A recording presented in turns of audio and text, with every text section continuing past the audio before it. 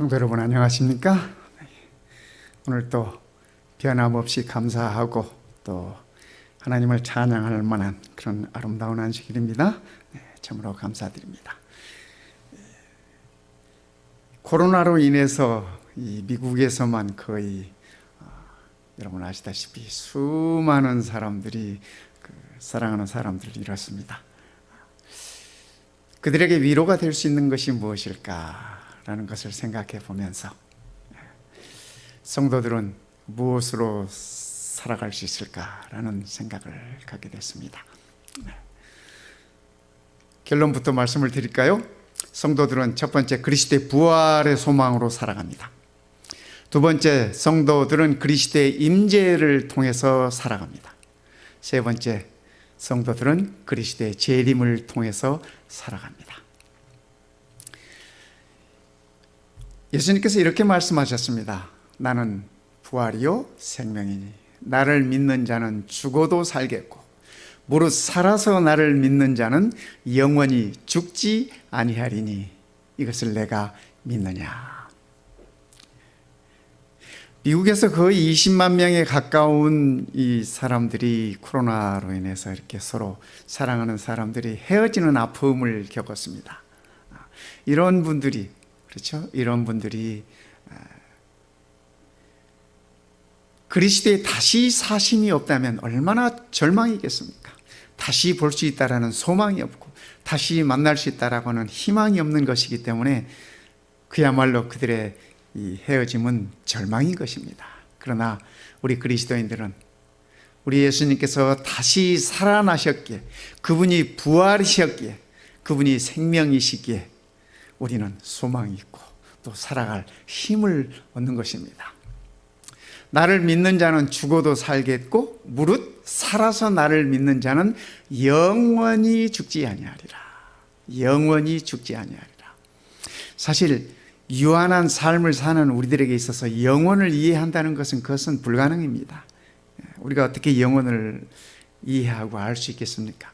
성경을 살펴보면은 이 영원한 것에 관해서 세 가지를 말씀하고 있습니다. 첫째는 우리 하나님이 영원하시다고 말씀하고 계십니다. 영원하신 하나님이 너의 초서가 되시니 그 영원하신 팔이 내 아래에 있도다. 하나님의 그 영원하신 팔이 내 아래에 있다고 하는 말입니다. 그 말은 하나님께서 우리를 안고 계시다고 하는 그런 말씀이에요. 그가 내 앞에서 대적을 쫓으시며 멸하라 하시는도다.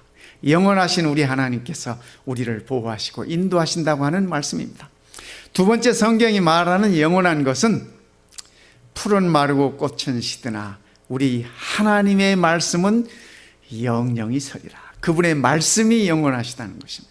하나님께서 영원하실 뿐 아니라 그분의 말씀이 영원하십니다. 우리는 이 영원한 하나님을, 여호와를 우리 하나님으로 섬기고 그리고 하나님께서 주신 이 영원한 말씀을 우리는 소유하고 그 말씀으로 인하여 살아가고 있는 것입니다. 저는 이 세 번째 말씀이 좋습니다. 세 번째, 여호와 하나님이 영원하시고 두 번째는 그분의 말씀이 영원하신데 세 번째는 그분의 백성들이 영원하다고 성경은 이렇게 얘기하고 있습니다.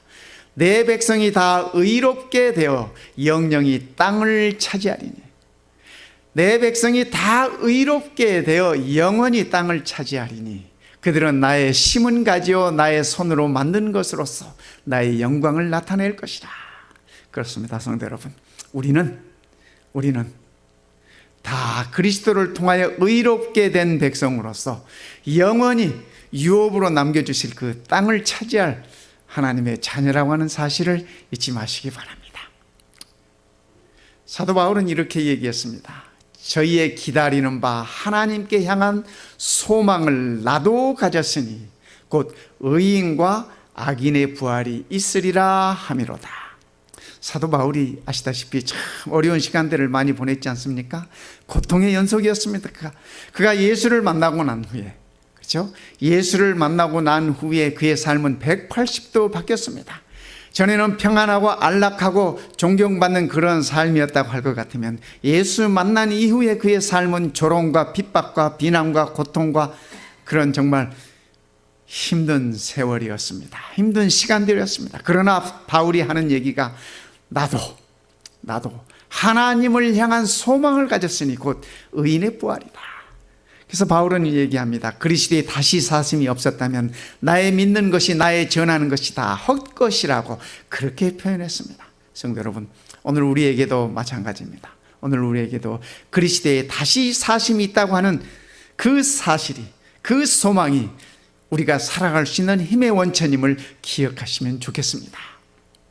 그리스도께서 다시 사신 것이 없으면 너희의 믿음도 헛되고 너희가 여전히 죄 가운데 있을 것이요. 죄 가운데 있다고 하는 그 사실은, 이 말은 우리에게 생명이 없다는 말입니다. 우리에게 오직 심판만이 있다고 하는 그 이야기입니다. 그러나 우리가 그리스도의 사심이 있기에, 그분의 다시 사심이 있기에 우리의 믿음이 결코 헛되지 않습니다. 우리의 믿음이 결코 헛것이 아닙니다. 그리고 우리가 결코 죄 가운데 있지 않을 것입니다. 얼마나 감사한지 모르겠습니다. 두 번째, 성도들이 살아가는 것은 그리스도의 임재로서 살아갑니다. 임재라고 하는 말, 그죠? 함께 있다고 하는 말입니다. 예수님께서 이렇게 말씀하셨어요. 두세 사람이 내 이름으로 모인 곳에는 나도 그들 중에 있느니라.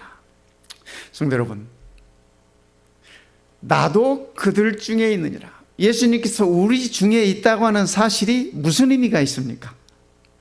그죠? 예수님께서 우리가 모여있는 이곳에 함께 계시다고 하는데, 예수님께서 함께 계시다고 하는, 함께 임재하신다고 하는 그 사실이 우리들에게 어떤 의미를 주고 있습니까? 한번 생각해 보시기 바랍니다.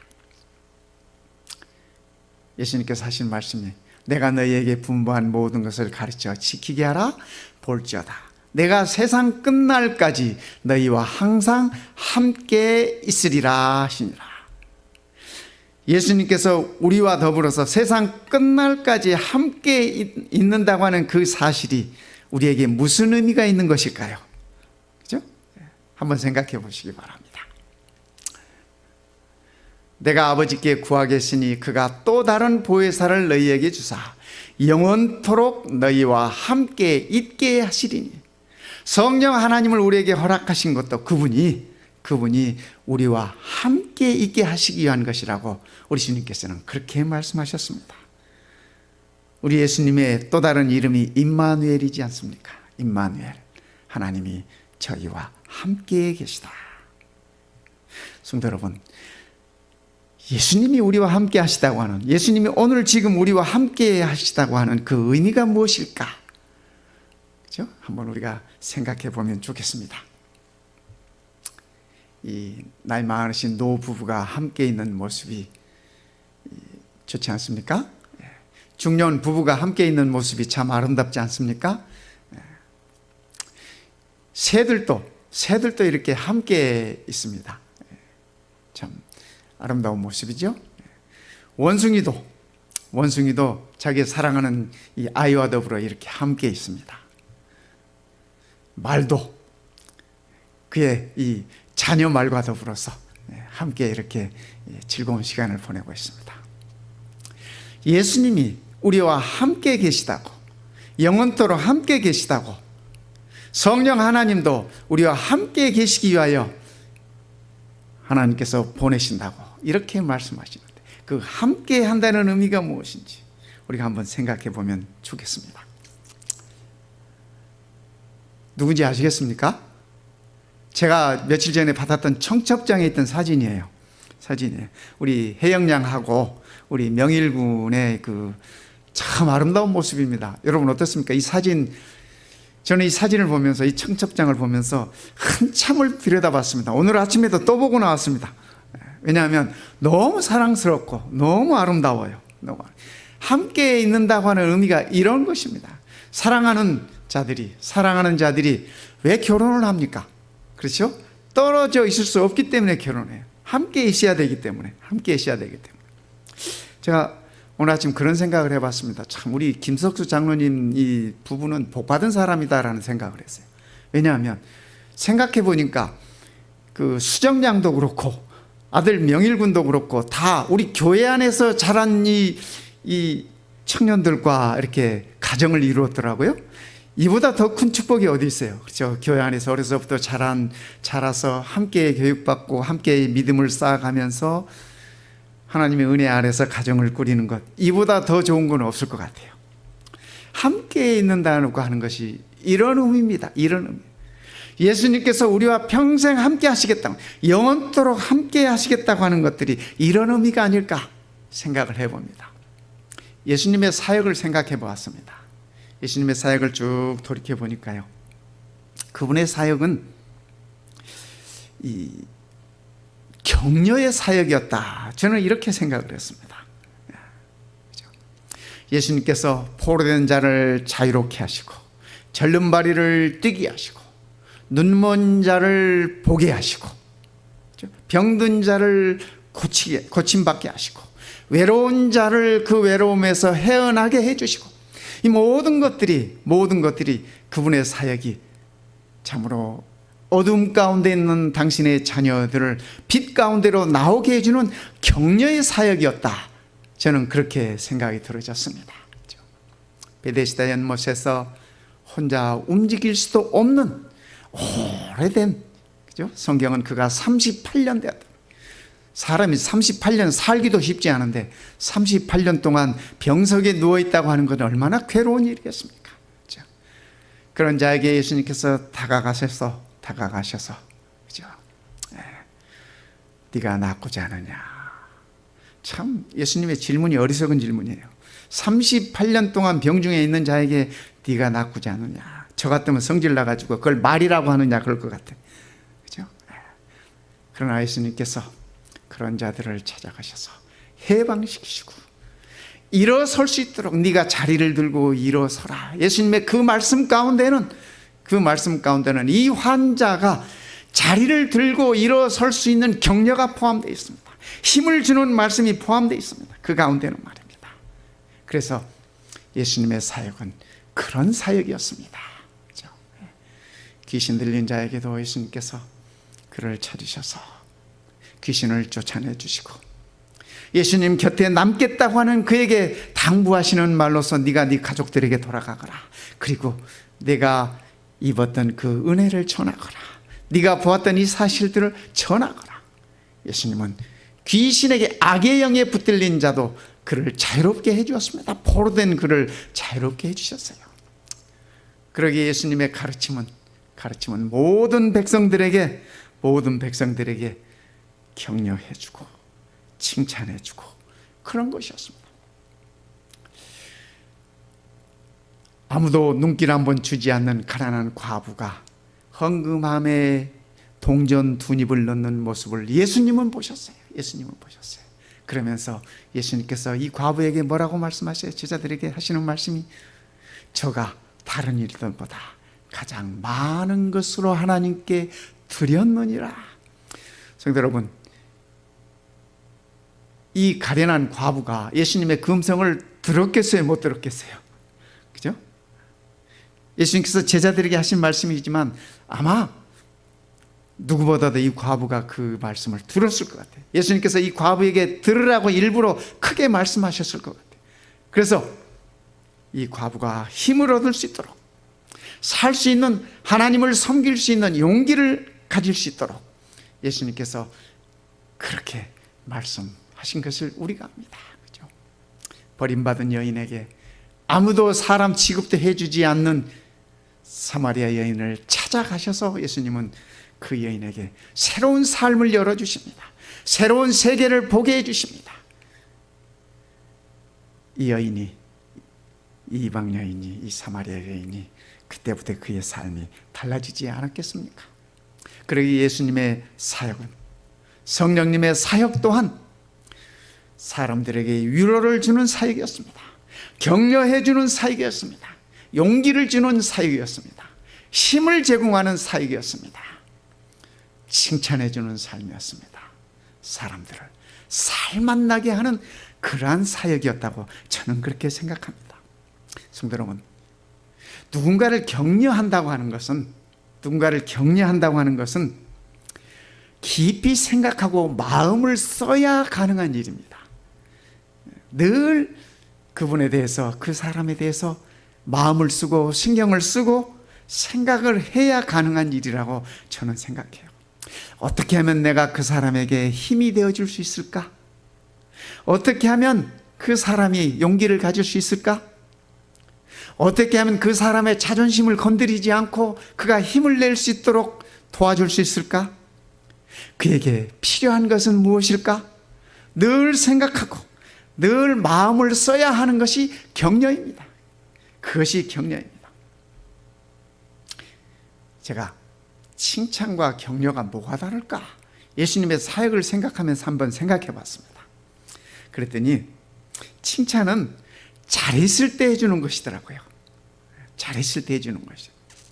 근데 격려는 잘했을 때보다도 실패했을 때, 못했을 때 해주는 게 격려예요.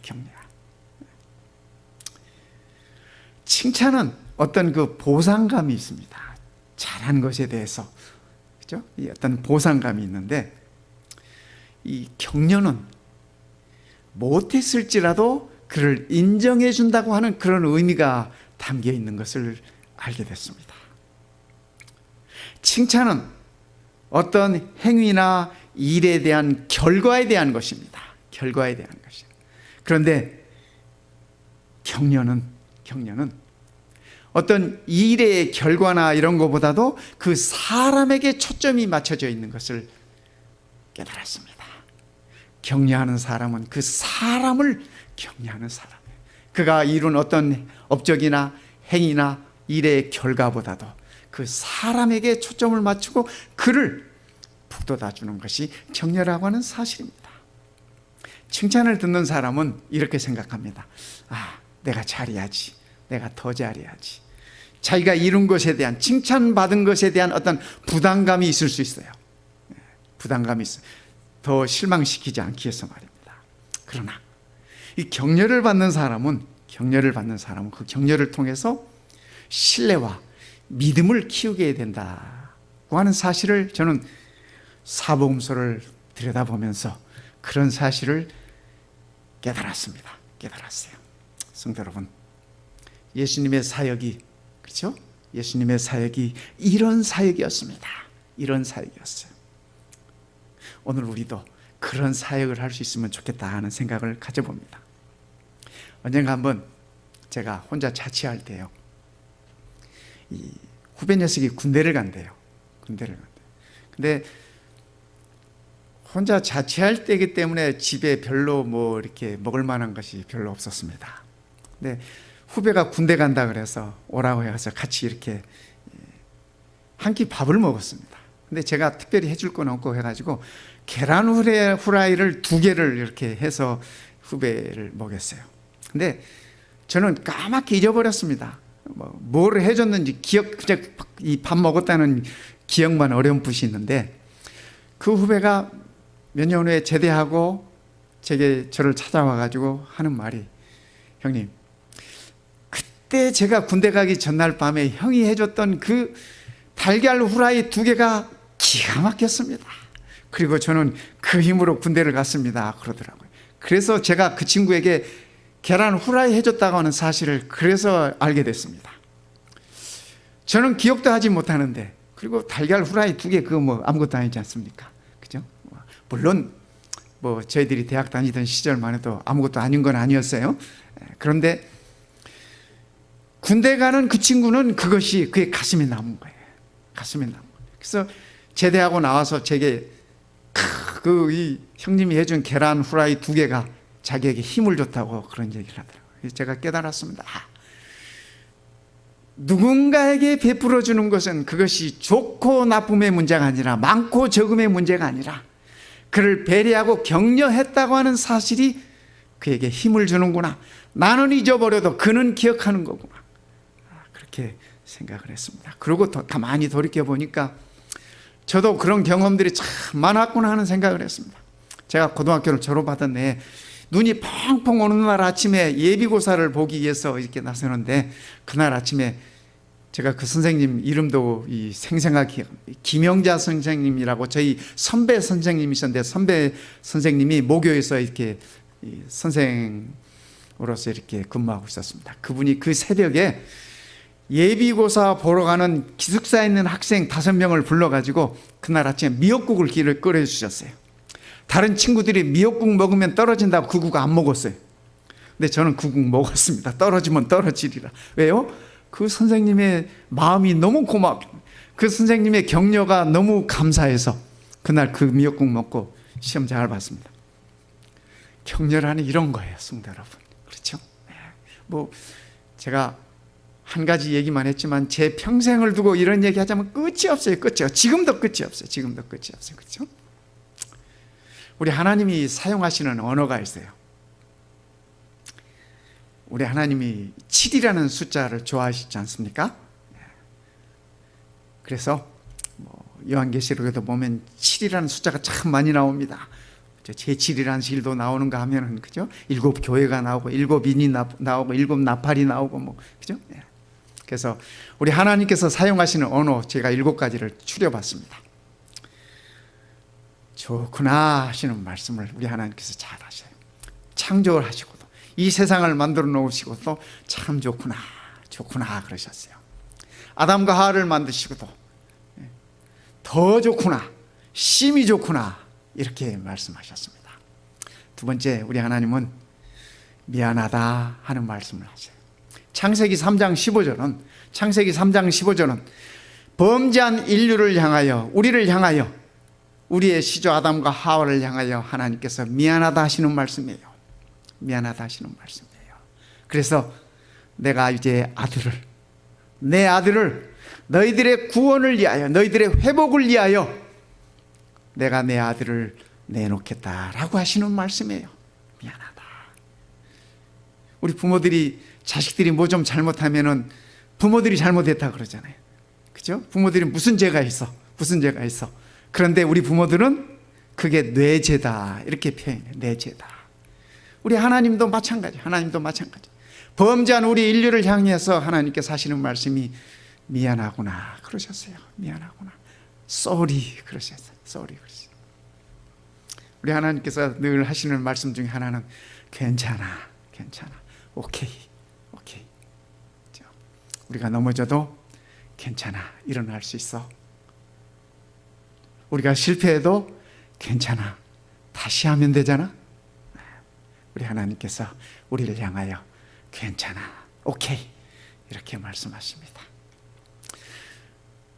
네 번째, 우리 하나님께서 잘 하시는 말씀 중에 하나가 참 잘했구나 이 말씀이에요. 참 잘했구나. Well done. 예수님의 가르침에도 이 말씀 하셨죠? 잘하였도다. 착하고 충성된 종아. 네가 작은 일에 충성하였으니 큰 일을 내게 맡기겠다. 그래서 우리 하나님은 늘 이렇게 칭찬하시는 하나님이세요. 이방인 백부장의 믿음을 보고도 우리 하나님께서 하시는 말씀이 내가 저만한 믿음을 본 적이 없다. 우리 하나님께서 오늘 우리를 향해서 잘했구나. 한 주일 잘 살았구나. 안식일을 기억하여 하나님의 존전에 앉아있는 우리들을 향하여 하나님께서 하시는 말씀이 그래 잘했구나 이렇게 말씀하시는 것입니다. 우리 하나님께서 참 자주 쓰시는 말씀이 훌륭하구나 이 말씀이에요. 훌륭하구나. Great. 우리는 하나님께 해드린 것이 별로 없는데 하나님께서 작은 우리들의 마음만 보여도 훌륭하구나. 성도 여러분, 우리도 이렇게 살면 좋지 않겠습니까? 하나님께서 늘 하시는 말씀이 고맙구나 이 말씀입니다. 고맙구나. 하나님께서는 우리에게 모든 것을 다 주셨는데, 그죠?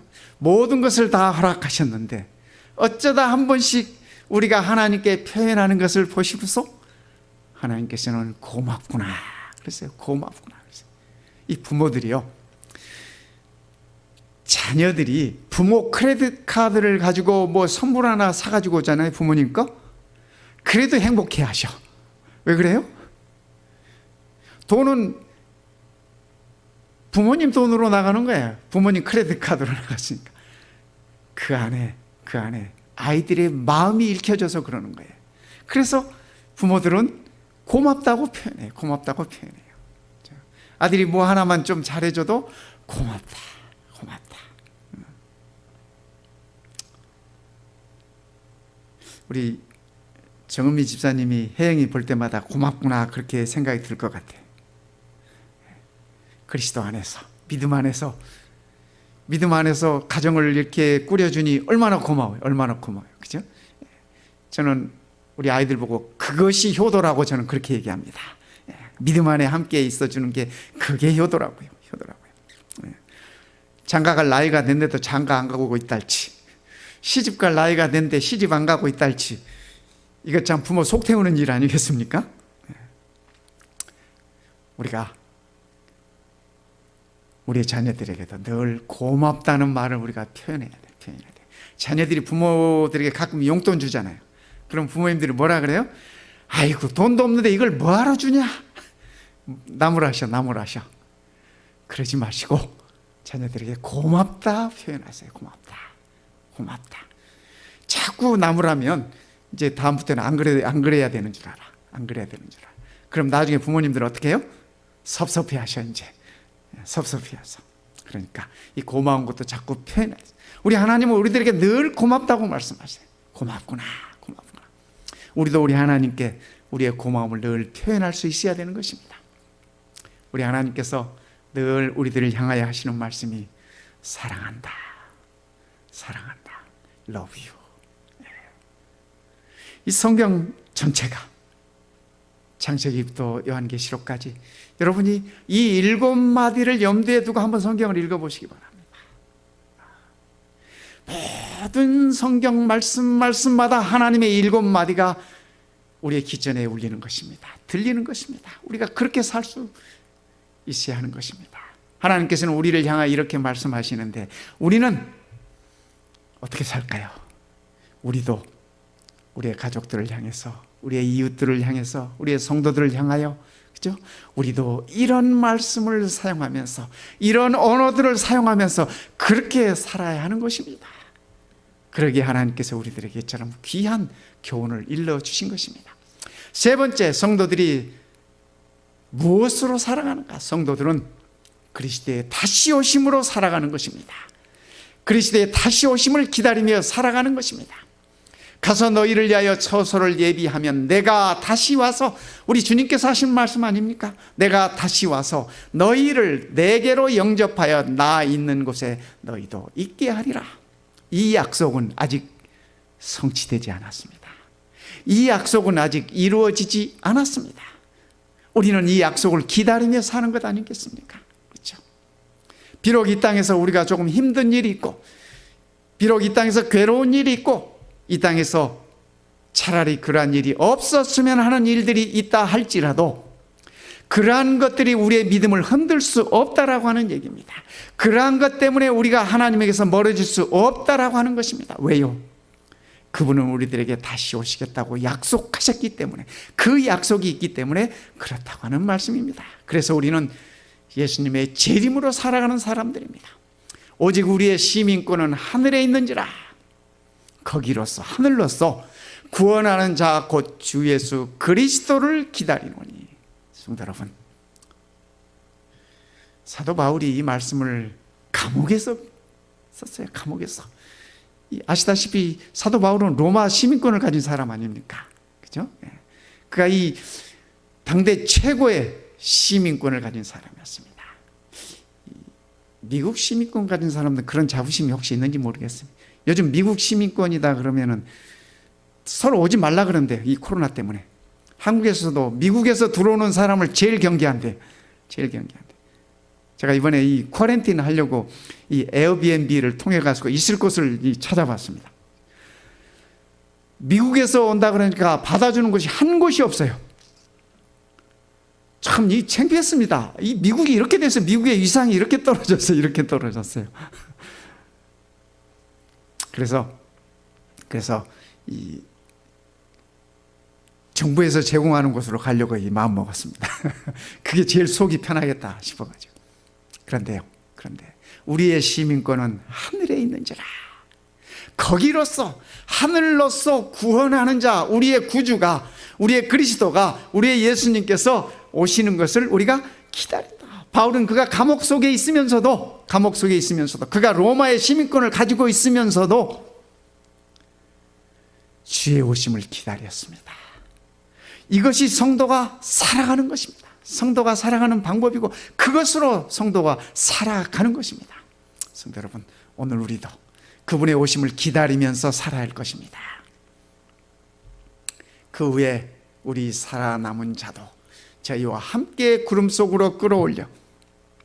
저는 이 말씀을 보면서 제가 우리 주님 오실 때 살아남은 자가 아닐 것 같아요. 뭐 좋아요. 어쨌든 좋아요.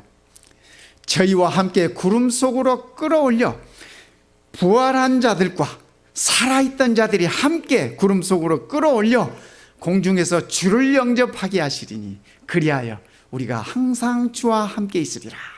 그러므로 이 여러 말로 서로 위로하라. 코로나 때문에 사랑하는 사람들을 잃은 많은 사람들이 저는 그리스도의 오심으로 이 말로 위로를 얻었으면 좋겠어요. 그런데 얼마나 많은 사람들이 이 사실조차 알지 못하고 절망 가운데 있는지 모르겠습니다. 다행인 것은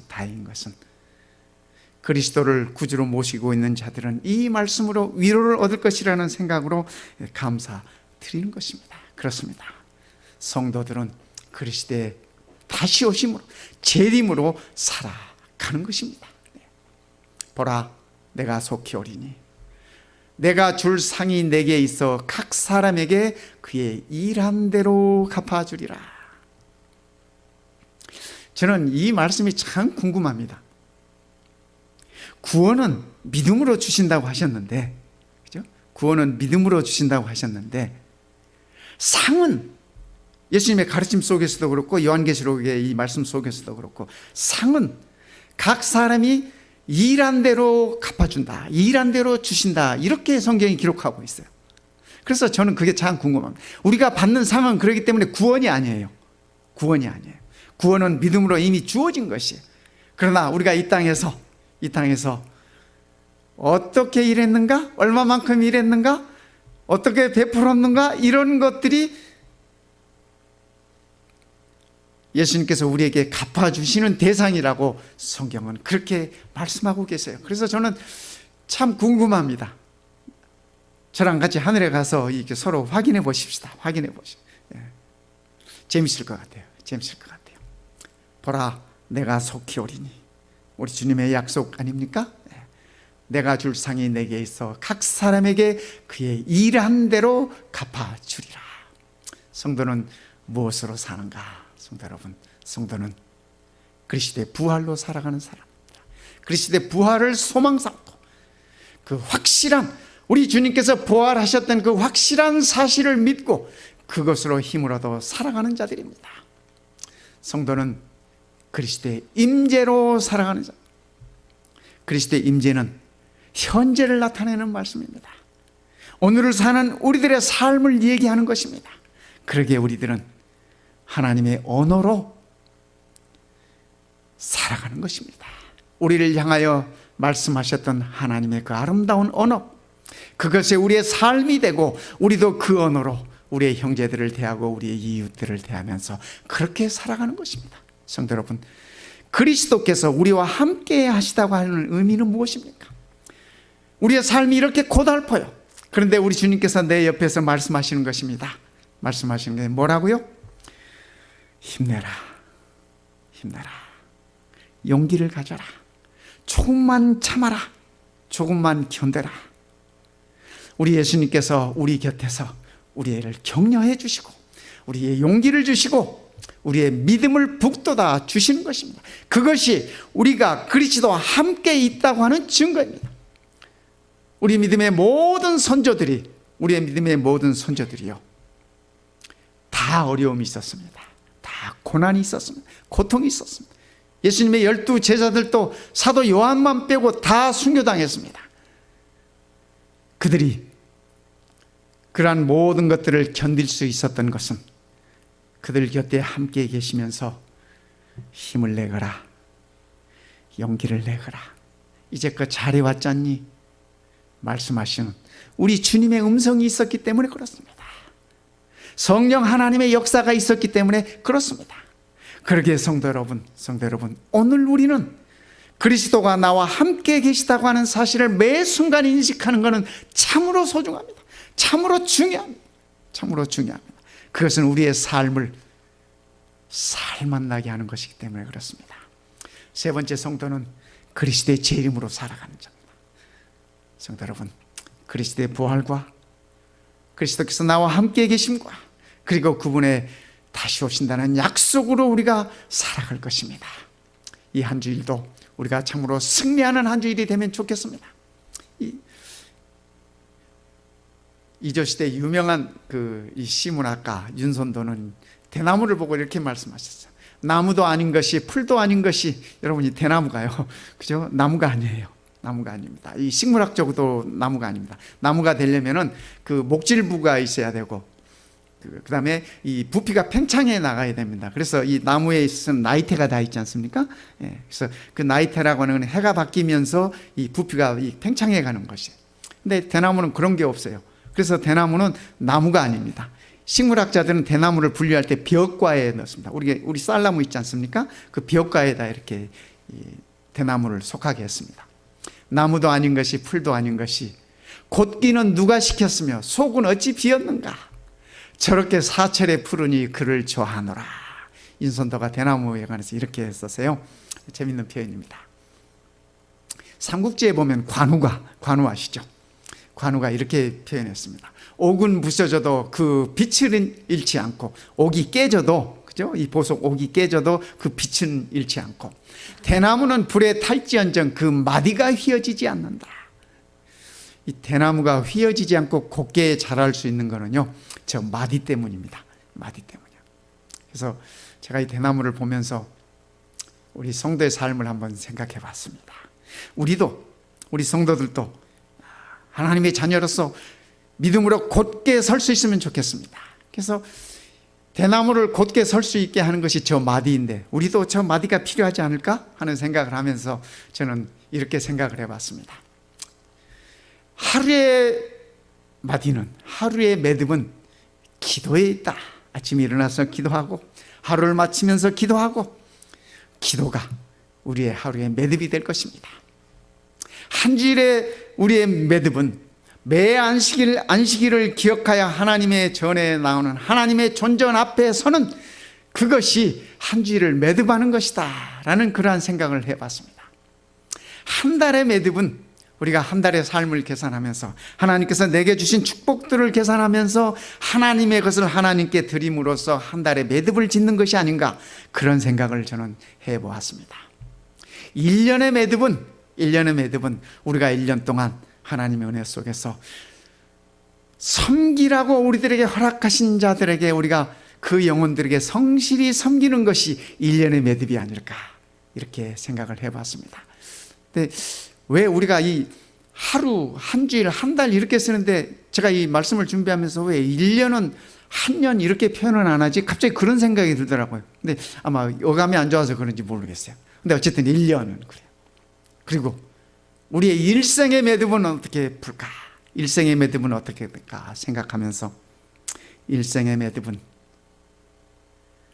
그분의 부활과 그분의 임재와 그분의 다시 오심을 생각하면서 그분 앞에 설 수 있도록 하는 것이 우리 일생의 매듭이다. 저는 그렇게 생각했습니다. 성도 여러분, 이 한 주일도 우리가 무엇으로 살아가야 할지 말씀을 통해서 확인했지 않습니까? 네, 그래서 그분의 부활하심과 그분의 임재와 그분의 재림을 기다리는 마음으로 힘을 내어서, 용기를 내어서 이 한 주일도 힘차게 살아가게 되시기를 바랍니다.